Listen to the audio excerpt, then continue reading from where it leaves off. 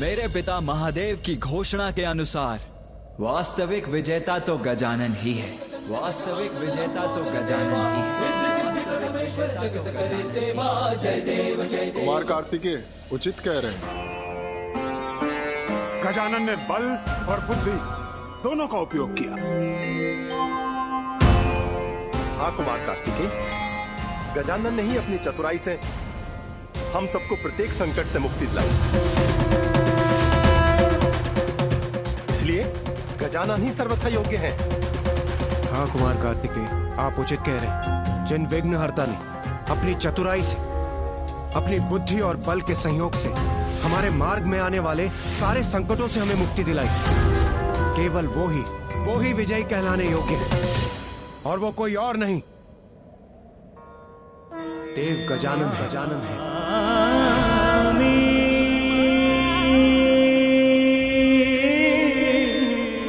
अर्थात विघ्नहर्ता गजानन विजयी हुए।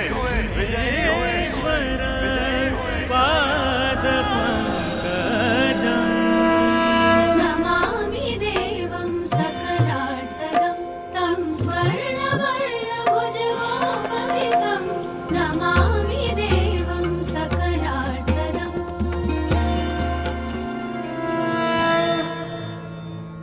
आज से पार्वती नंदन गजानन मात्र इसी नाम से नहीं जाने जाएंगे, उनको एक और नाम प्राप्त होगा।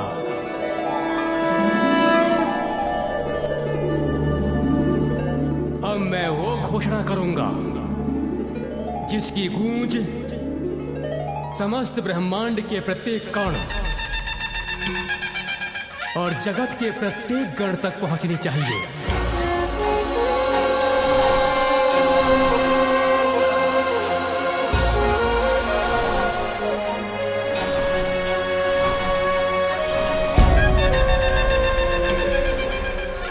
देवगण, यक्षगण, गंधर्वगण, किन्नरगण, आकाशगण, पातालगण, भूगण, जलगण, दीर्घगण, लघुगण, पशु पक्षी और समस्त चराचर जीवगण, सभी गणों के ईश गजानन आज से गणेश कहलाएंगे।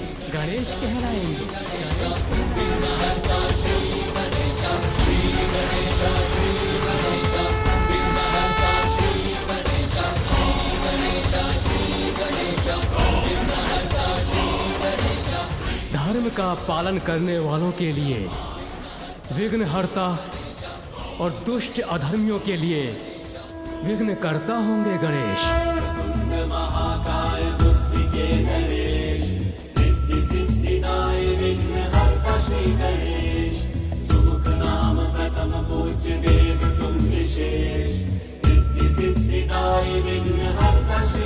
गणेश, विघ्नहर्ता गणेश।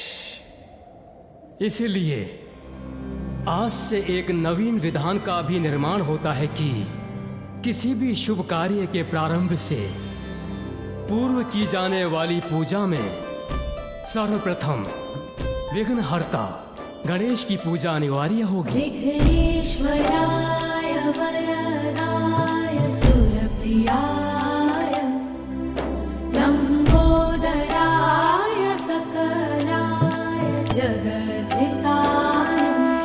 जो कार्य प्रथम पूज्य गणेश की अर्चना से प्रारंभ होगा वो अवश्य पूर्ण होगा। नमो नमः गणपते नमः। मुझे बहुत गर्व है कि गणेश ने आज अपनी प्रतिभा का परिचय दिया। देवताओं के साथ साथ संपूर्ण जगत की भलाई का कठिन दायित्व भी स्वीकार किया। विघ्नहर्ता प्रथम पूज्य श्री गणेश की, विघ्नहर्ता प्रथम पूज्य श्री गणेश की, विघ्नहर्ता प्रथम पूज्य श्री गणेश की, विघ्नहर्ता प्रथम पूज्य श्री गणेश की।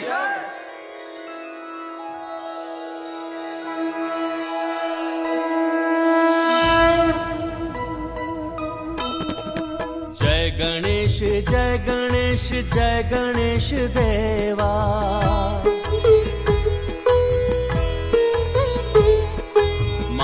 जाकी पार्वती पिता महादेवा।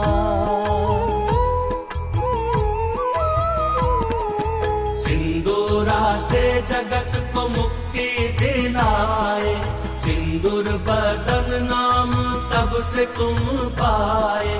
कामना प्रतीक मूस को तुम हराए, उपकार उस पे किए वाहन बनाए।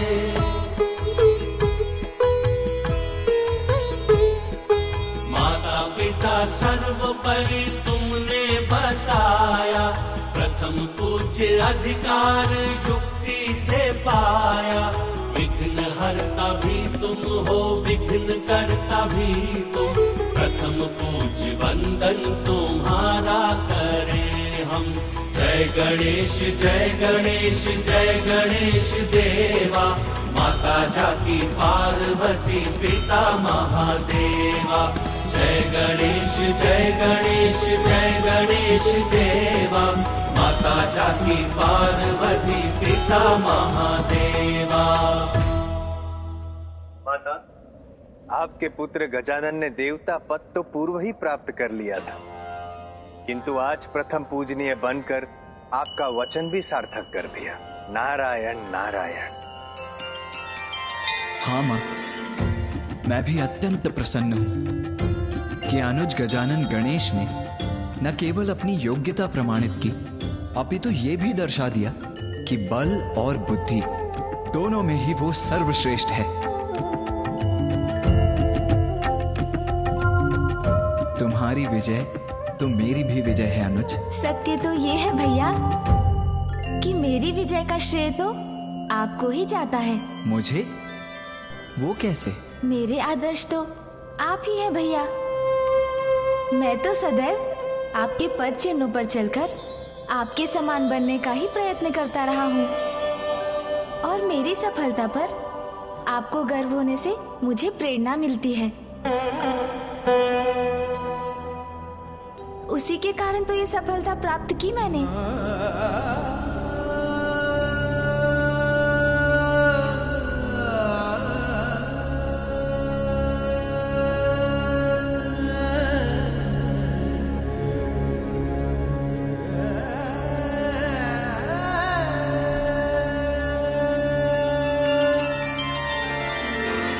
तुम दोनों भाइयों के बीच सम्मान और प्रेम सदा बना रहे, यही मेरी कामना है।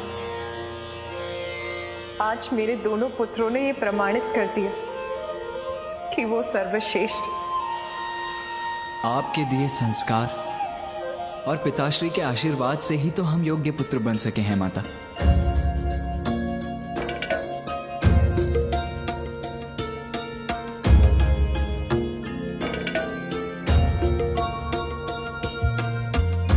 कल्याण हो।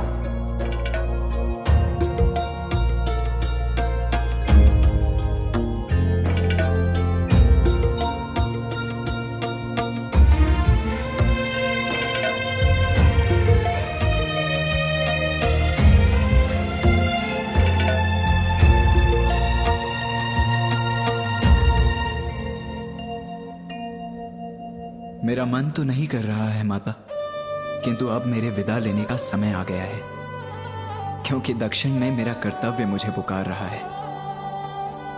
मुझे अनुमति दीजिए माता। कर्तव्य तो सदा सर्वोपरि होता है पुत्र।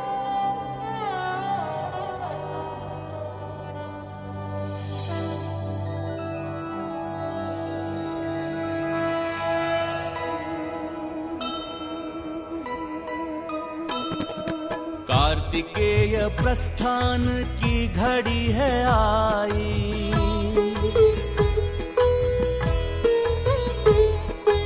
आज पुनः बिछड़ेंगे अनुरागी भाई।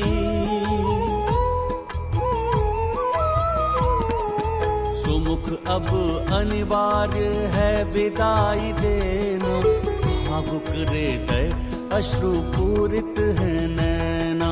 जय गणेश जय गणेश जय गणेश देवा, माता जाकी पार्वती पिता महादेवा।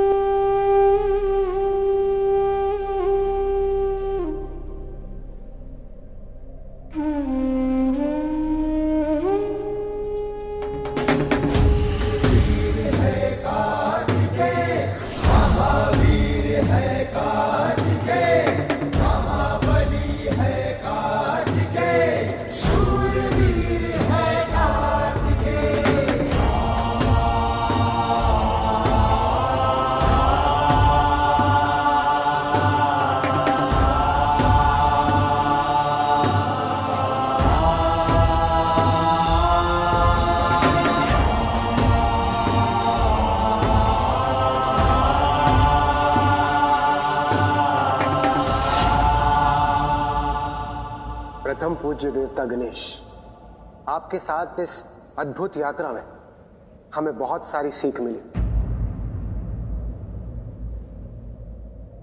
अब हमें प्रस्थान करने की अनुमति दीजिए प्रभु। इस यात्रा में आप सभी के साथ रहना तो मेरा सौभाग्य था देवराज।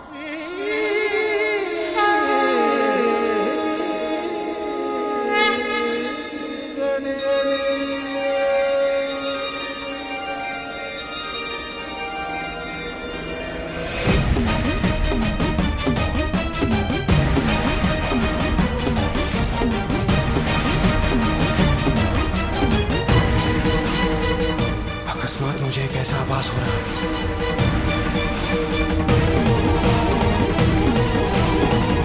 इंद्रदेव इस प्रकार लड़खड़ाए क्यों? क्या हुआ देवराज इंद्र? आप कुशल तो है ना?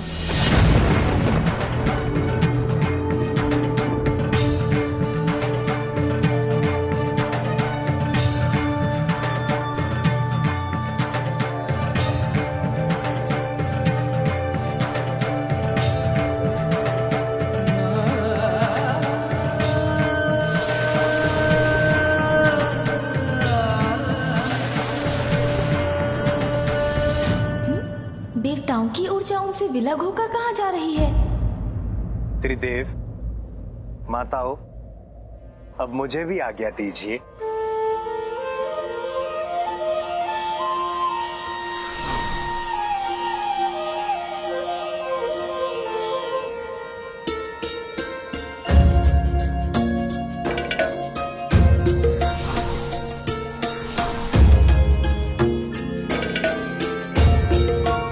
माँ, जो मैंने अभी देखा, क्या वो आपको भी दिखाई दिया?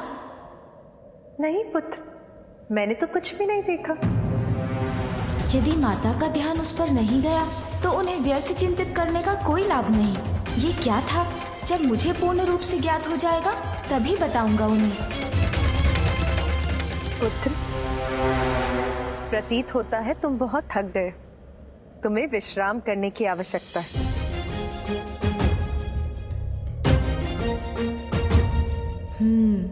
विश्राम करने की पूर्व मेरा सत्य ज्ञात करना तो अत्यंत आवश्यक है।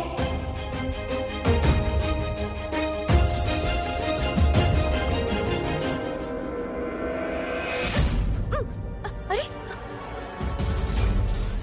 ये अकस्मात कंपन कैसा था?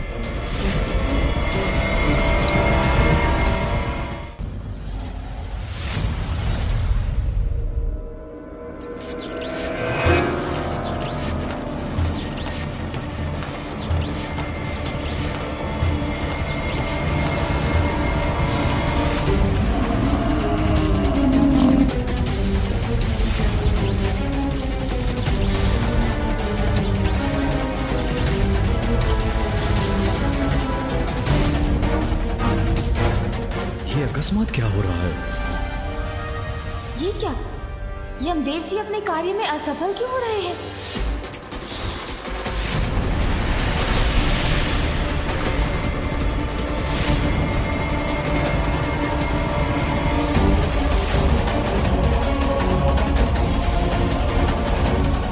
वायुदेव भी अपने कार्य में असफल हो रहे हैं।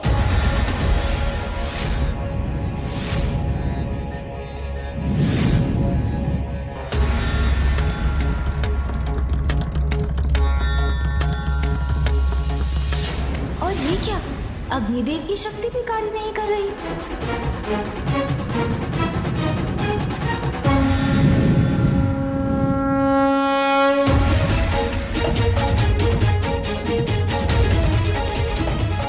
मेरी शक्ति यज्ञ का तेज क्यों नहीं बढ़ा पा रही है? देवताओं की शक्ति भी जैसे कोई हर रहा है। याद नहीं उन्हें स्वयं इस बात का आभास हो रहा है या नहीं। ये किस अनिष्ट का संकेत है? मुझे शीघ्र इसके पीछे छुपे रहस्य को ज्ञात करना होगा।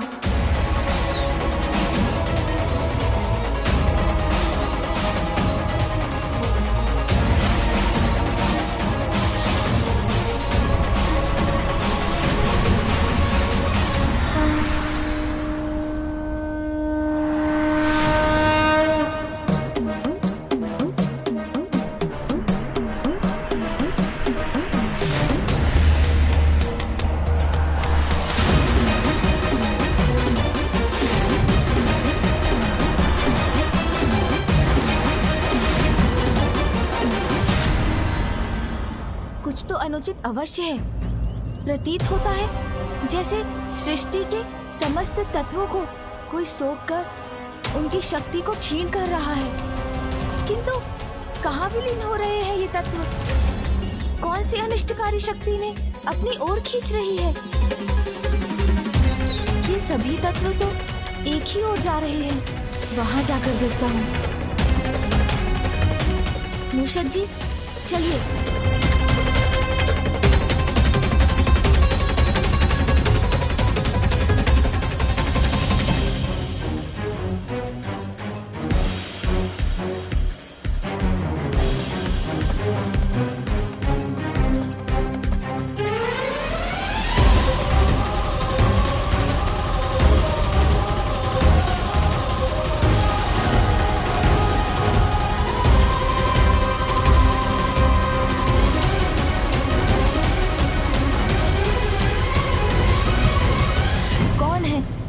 महासंकट का षड्यंत्र रच रहा है।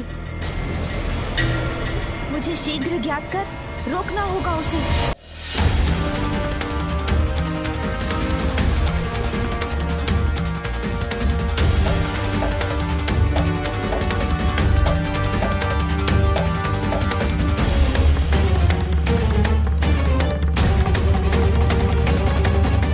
ये कैसे स्वर्ण, रजत और लौह के विचित्र स्तंभ है जो एक साथ मिलकर ये त्रिकोण बना रहे हैं।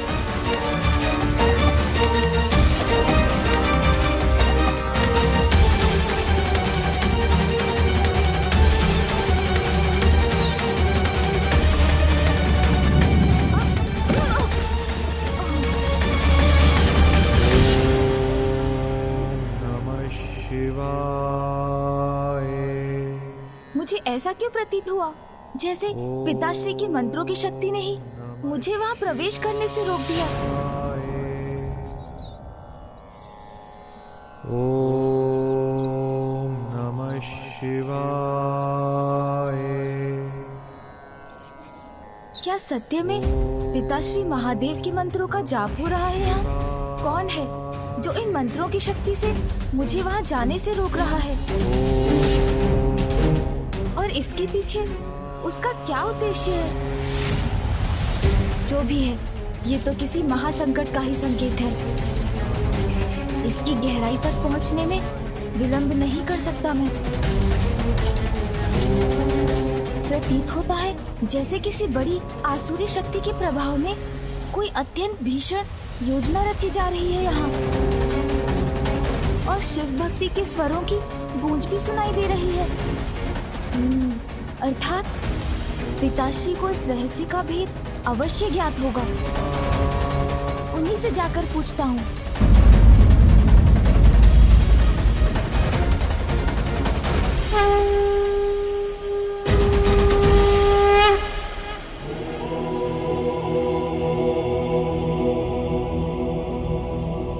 पिताश्री के ध्यान में व्यवधान डालकर सृष्टि का अहित नहीं होने दे सकता। किंतु सृष्टि यदि इसी प्रकार पंच तत्वों से रहित होती रही, तब तो संपूर्ण जीवन का अहित होगा। फिर तो मुझे ही शीघ्र इस संकट से उबरने का उपाय ढूंढना होगा।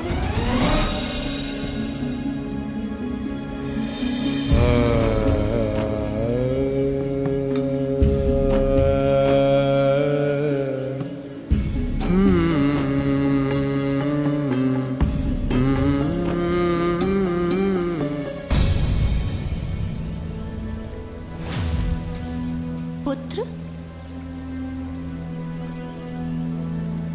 क्या हुआ? ऐसी कौन सी चिंता है जिससे मेरा पुत्र उलझन में है? माँ, वो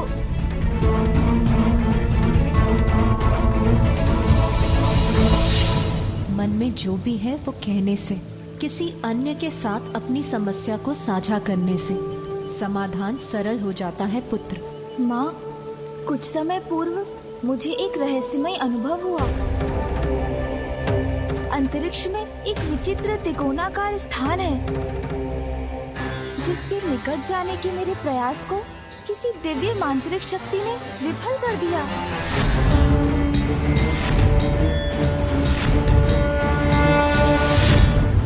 त्रिपुर,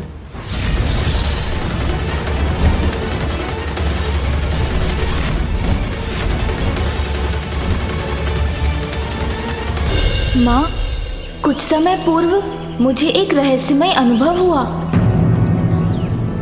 अंतरिक्ष में एक विचित्र त्रिकोणाकार स्थान है, जिसके निकट जाने के मेरे प्रयास को किसी दिव्य मांत्रिक शक्ति ने विफल कर दिया। त्रिपुर इसका आभास तो मुझे भी हुआ था पुत्र। समस्त ब्रह्मांड में ऐसा एकमात्र वही स्थान है पुत्र। त्रिपुर माँ? स्वामी के 3 महान भक्तों के 3 पुर हैं त्रिपुर। तुम वहां इसीलिए प्रवेश नहीं कर सके पुत्र, क्योंकि वो ब्रह्मदेव के वरदान से सुरक्षित हैं। कौन है ये शिव भक्त माँ, और उन्हें क्या वरदान प्राप्त है? दुष्ट असुर सम्राट ताड़कासुर है त्रिपुर का कारण।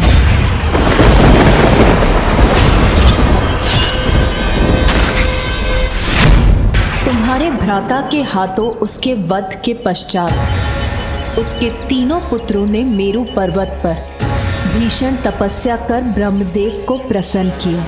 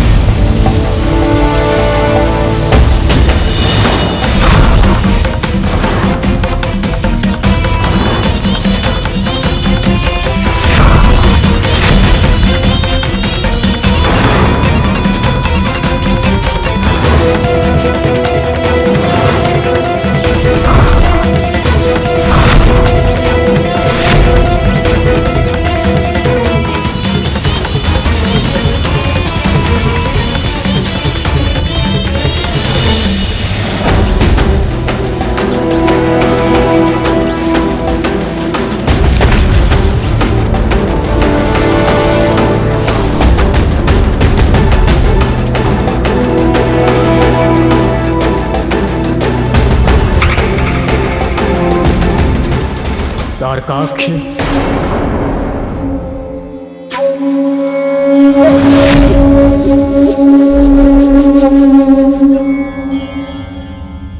कमलाक्ष,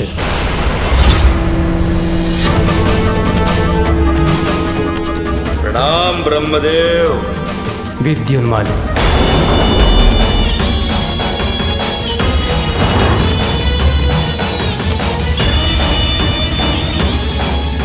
मैं तुम्हारी तपस्या से प्रसन्न हुआ ताड़कासुर पुत्रों। कहो, क्या वरदान चाहते हो तुम? ब्रह्मदेव, हमने आपके लिए कठोर तप किया है, वरदान भी उसके अनुसार दीजिए। कृपया हमें अमरत्व का वरदान दीजिए। अमरत्व का वरदान मैं तो क्या कोई नहीं दे सकता, कोई नहीं दे सकता, कोई नहीं दे सकता। जो जीवित है उसकी मृत्यु भी होगी। यही सृष्टि का अटल नियम है, जिसे कोई भंग नहीं कर सकता। इसीलिए अमृत के सिवाय जो इच्छा हो मांग लो। अच्छा ब्रह्मदेव, ये भी उचित। हमारे पिता असुर सम्राट तारकासुर की मृत्यु के पश्चात पूरे ब्रह्मांड में असुरों के लिए कोई भी स्थान सुरक्षित नहीं रहा। छिपते छिपाते भयभीत होकर अपना जीवन व्यतीत कर रहे हैं। एक ऐसा सुरक्षित स्थान हो जहां असुरों की सुरक्षा निश्चित हो, जहां पर बिना अनुमति के देवता भी प्रवेश ना करें। हमें अंतरिक्ष में ऐसे 3 पुर दीजिए। एक जो स्वर्ण से बना हो, दूसरा जो रजत से निर्मित हो, और तीसरा जो लोह का हो।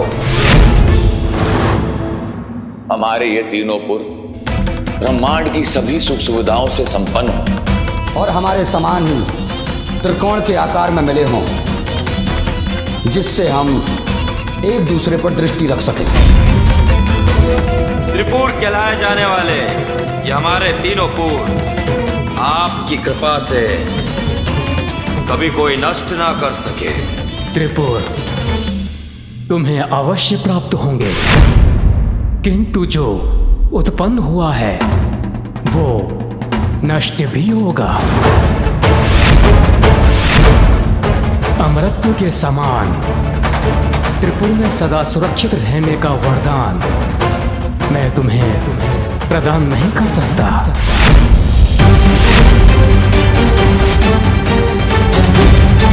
अच्छा ब्रह्मदेव, ये भी उचित है, तो कृपया इतना कीजिए कि संसार के देवता स्वयं महादेव ही इस त्रिपुर को नष्ट कर सकते हैं और हमारा वध उन्हीं के हाथों हो, उनके अतिरिक्त किसी और के हाथों नहीं।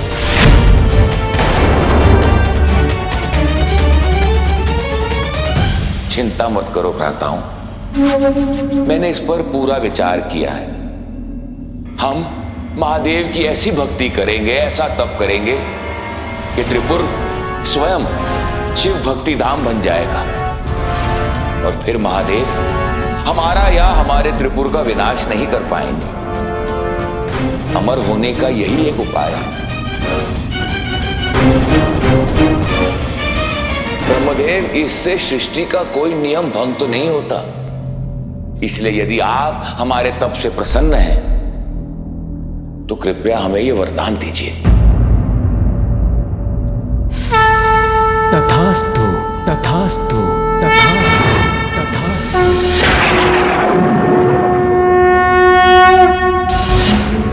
वरदान देने के बाद ब्रह्मदेव ने मायावी विद्या के ज्ञाता मायासुर तारकासुर पुत्रों की इच्छा अनुसार 3 पुरों का निर्माण करने का आदेश दिया।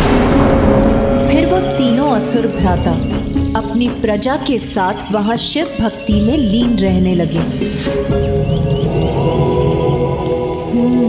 तो यही कारण था कि मुझे वहाँ शिव मंत्र सुनाई दे रहे थे और ब्रह्मदेव के वरदान के कारण ही मैं वहाँ प्रवेश भी नहीं कर सका।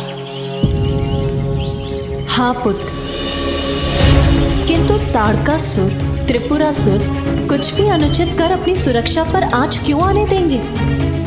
इसका तो कोई कारण नहीं है।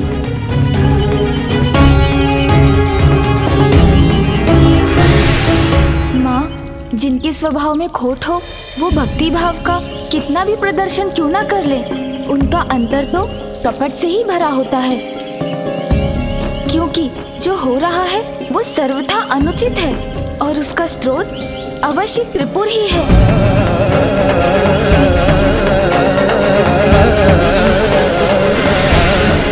मुझे प्रतीत हो रहा है माँ कि वहाँ भक्ति का दिखावा एक भुलावा है और जिसके पीछे एक भयंकर सत्य छुपा है जो संसार पर संकट का रूप लेकर उजागर होने वाला है।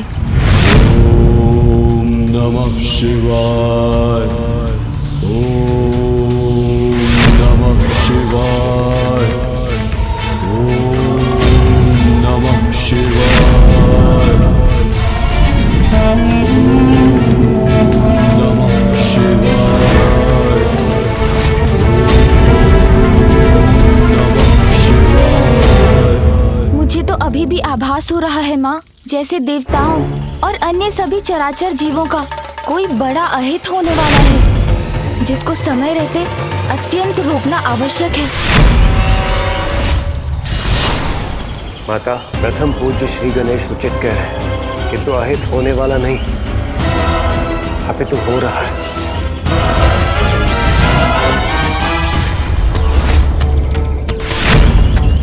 ये जो कुछ भी हो रहा है ये किसी महासंकट से कम नहीं। हम निस्तेज होते जा रहे हैं माते, हमारी ऊर्जा और शक्ति प्रतिपल क्षीण होती जा रही है। और ये सब क्यों और कैसे हो रहा है माता, हमें ज्ञात भी नहीं है। और हमें पूर्ण विश्वास है माता, जिस प्रकार विघ्नहर्ता प्रथम पूज्य गणेश ने प्रतियोगिता के समय समस्त बाधाओं से हमें दूर किया, वही इस समस्या से हमें मुक्ति दिलाएंगे।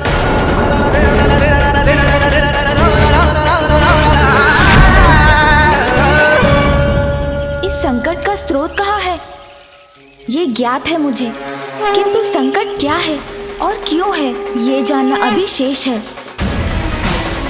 किंतु आप चिंता मत कीजिए देवराज, धर्म का पालन करने वाले के लिए यदि विघ्न हरता हूँ मैं, तो दुष्ट अधर्मियों के लिए विघ्न करता भी तो हूँ। माँ, देवताओं की सहायता के लिए मुझे त्रिपुर में प्रवेश कर इस रहस्य का भेद पता लगाने की अनुमति दीजिए, जिससे मैं सृष्टि पर छाए इस संकट को दूर कर सकूं। किंतु पुत्र, त्रिपुरासुर तो अत्यंत शक्तिशाली असुर है, अपने पिता से भी अधिक बलवान है वो। वहां जाने से तो तुम भी संकट में पड़ सकते हैं। माता, आप चिंता मत कीजिए, हम भी श्री गणेश की सहायता के लिए उनके साथ जाएंगे। अवश्य आप भी चलते देवराज, किंतु जिस प्रकार से आपकी शक्ति क्षीण हुई है उसे देखकर आपका वहां जाना उचित नहीं होगा। और वैसे भी त्रिपुर में तो देवताओं का प्रवेश भी वर्जित है। आपके वहां आने से उन्हें संदेह होगा और वो सतर्क हो जाएंगे, फिर हम उनके गुप्त भेद कभी नहीं जान पाएंगे। इसलिए ये कार्य तो मुझे एकाकी ही करना होगा। किंतु पुत्र, तुम वहां कैसे प्रवेश करोगे?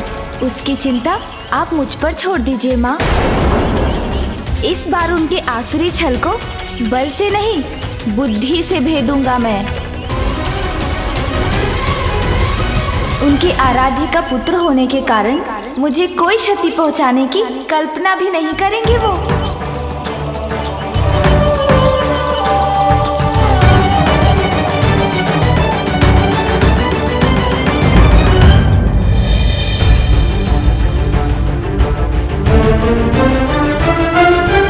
मूषक जी, मेरे साथ त्रिपुर के भीतर जाने के बाद ये आपका कार्य होगा कि आप छिपकर ज्ञात करें कि वहाँ क्या अनुचित घट रहा है। छिपकर वहाँ घूमकर ये कार्य करने में तो मुझे बहुत आनंद आएगा। स्मरण रहे कि इस कार्य में आपको अत्यंत सावधान रहना होगा मूषक जी। जी प्रभु, मैं अत्यधिक सतर्क रहूंगा। रुकिए मूषक जी, ऊर्जा का कवच है यहाँ। तो हम इसके भीतर कैसे जाएं प्रभु? मुझे ज्ञात है मूषक जी।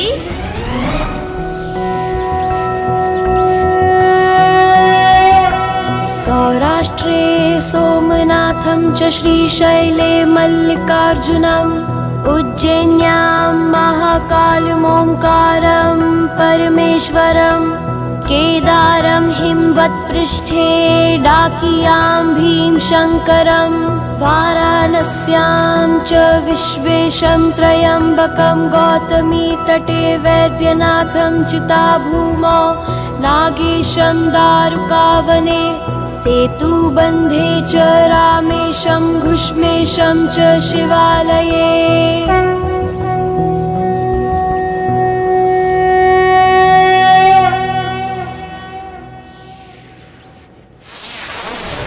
प्रभु महादेव की द्वादश नामावली का पाठ कर आपने प्रभावित कर दिया मुझे।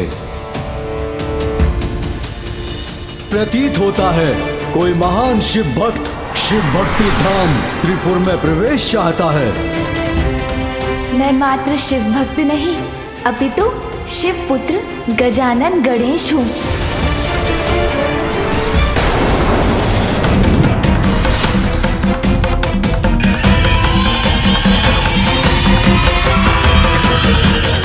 हर हर महादेव, हर हर महादेव,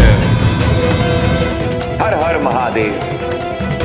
शिव पुत्र पार्वती नंदन गजानन गणेश शिव भक्ति धाम त्रिपुर नगरी में आपका हार्दिक स्वागत है।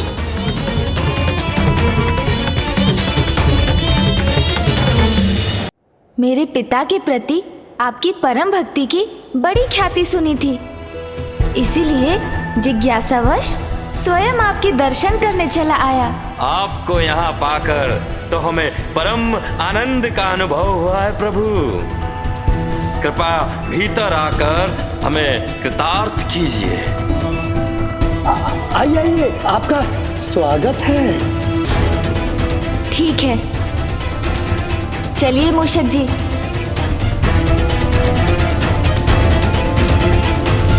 अब जब मैं इनके पूर्व में प्रवेश कर ही चुका हूँ तो इनके सत्य को भी अवश्य ज्ञात कर लूंगा।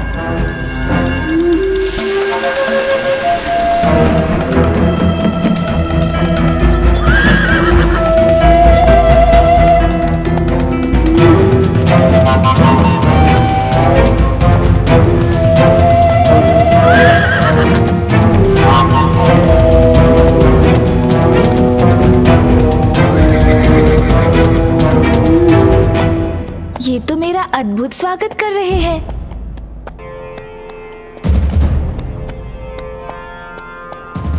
ओम नमः शिवाय, ओम नमः शिवाय, ओम नमः शिवाय, ओम नमः शिवाय, ओम नमः शिवाय, ओम नमः शिवाय, ओम नमः शिवाय, ओम नमः शिवाय, ओम नमः शिवाय, ओम नमः शिवाय। और यहाँ तो सभी भक्ति भाव में भी लीन है। ओम नमः शिवाय।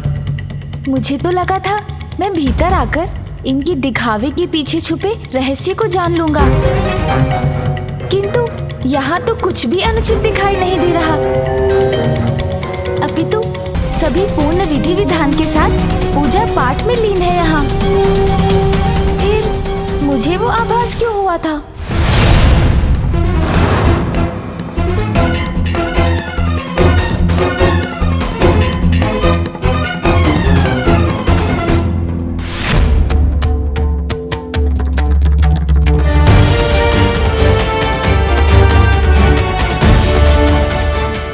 महादेव पुत्र गणेश, आपके पाँव को कोई कष्ट ना हो, इसलिए इन पुष्पों की कोमल पंखुड़ियों पर पाँव रखकर आगे बढ़िए प्रभु। धन्यवाद।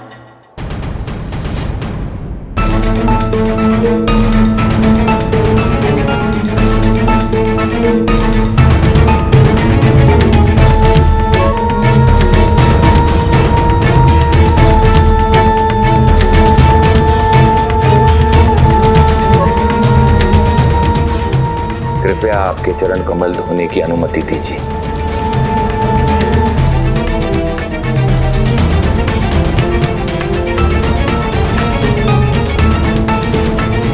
यहाँ की वास्तविकता तो मेरी कल्पना के विपरीत है। अनुपम भक्ति भाव है इनका, किसी कपट का तो लेश मात्र चिन्ह भी नहीं।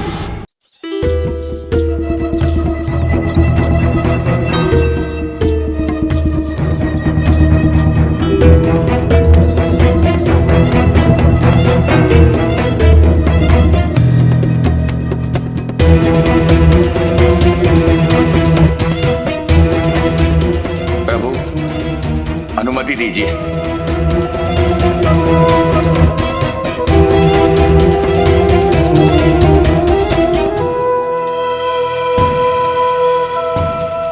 भक्ति भाव से परिपूर्ण है ये, किंतु ये केवल इनका बाहरी आवरण है या इनका अंतर भी भक्ति भाव के निर्मल भाव से प्रकाशित है? संभव है मूषक जी को ही कुछ ज्ञात हो जाए।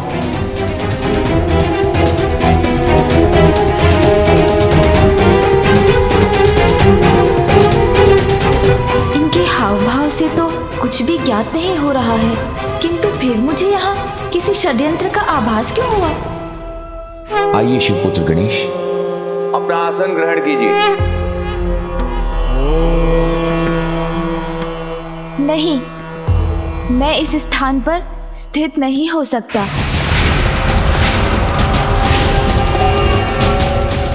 क्या हुआ प्रभु? हमसे कोई भूल हुई क्या? वो आसन शिवलिंग के आधार से ऊंचा है।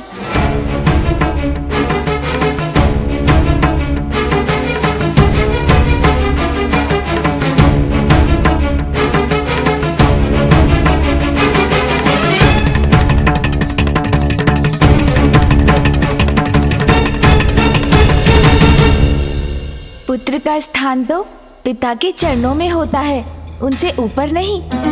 और वैसे ही प्रभु, भक्त का स्थान तो सदा ही भगवान के चरणों में होता है।